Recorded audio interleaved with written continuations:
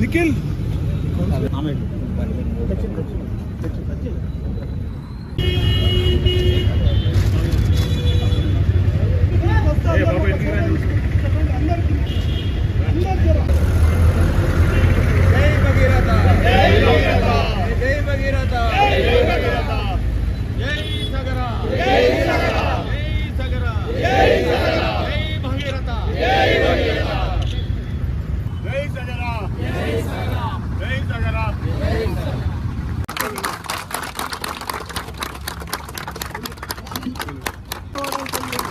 Community హాల్కి కూడా వాస్తవానికి మహబూబ్ నగర్ పట్టణంలో మొట్టమొదటగా కంప్లీట్ అయిన కమ్యూనిటీ హాల్ సగర కమ్యూనిటీ హాల్.